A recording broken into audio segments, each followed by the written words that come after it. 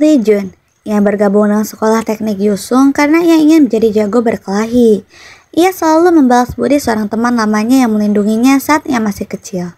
Sayangnya, teman tersebut kemudian bergabung dengan geng dan menjauhkan Lee Jun. Ironisnya, dia sangat buruk dalam hal itu. Alasannya bergabung dengan kelompok belajar adalah karena dia ingin belajar cara bertarung dari Gamin. Namun, Gamin menolak untuk mengizinkannya masuk ke kelompok tersebut, kecuali dia setuju untuk belajar.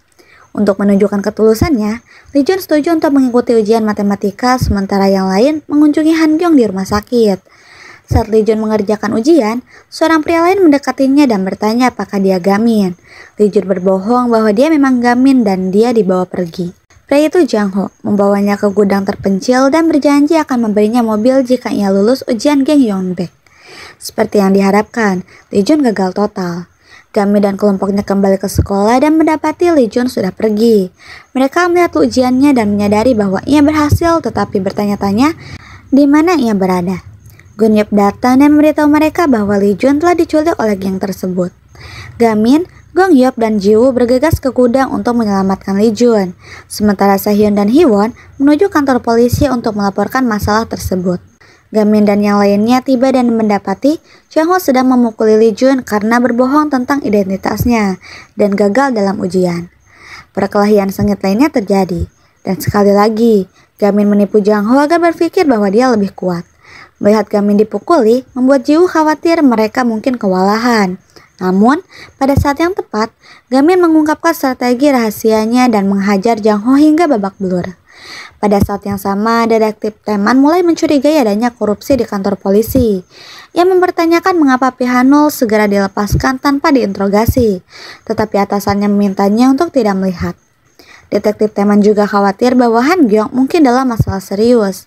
Sepertinya ia tahu apa yang terjadi padanya setahun yang lalu. Setelah Hiwon dan Sehyun melaporkan insiden Lee Jun, polisi bergegas menangkap Jang Ho dan anak buahnya.